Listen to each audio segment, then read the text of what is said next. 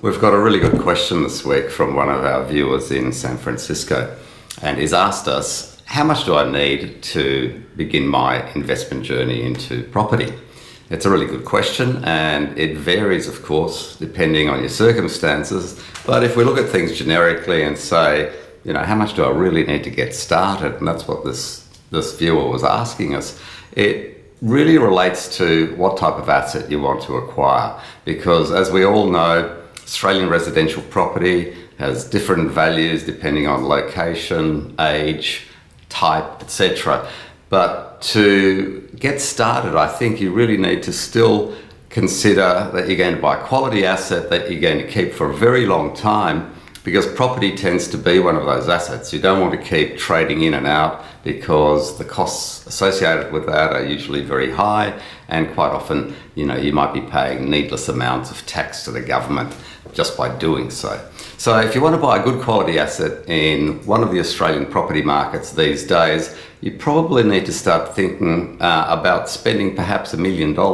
So if you look at that, how much deposit do you require so that the bank will give you a high quality bank loan to support that purchase? And if you're a client of ours, an Australian expat overseas, then we can generally provide you 85% of the purchase price of that asset without you having to pay any mortgage insurance to the bank. So that's a great saving. That means you'd have to have $150,000 to put in as a deposit, and then also have access to funds to pay for things like stamp duty, solicitors' fees, any government charges that may be associated with that purchase, etc. So probably better to bank on having, let's say, an extra up to $50,000, depending on which state you purchase in, because stamp duty is different whether you purchase in, say, New South Wales, Victoria, Queensland, Western Australia, etc.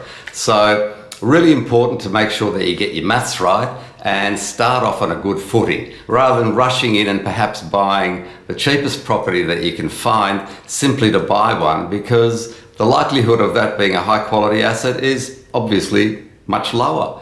It probably won't have any unique attributes that you'd like to have. It might have some of the opposite. And generally speaking, most of those properties are fairly generic, either in type, so small apartments that have been made for the investor market only, in difficult locations that are not close to amenities and other things that people want to be close to, or they're homes that are perhaps one of many that are all the same, again, in areas that might be 40 or 50 kilometres outside of a capital city CBD. So they're the things to consider. Really think about what you're going to buy, and if it takes you a little bit longer to save up that money, or perhaps if there are other ways of acquiring that money, and these days there possibly can be, then look at doing that rather than rushing in.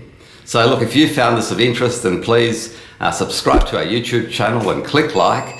And if you have any questions in regard to your own personal situation, then please don't hesitate to reach out, email us or call us, and we'll have somebody contact you and see if we can't help you make that first step into a high quality investment. I'm Andrew Unterweger, and I'll see you at the next Q&A.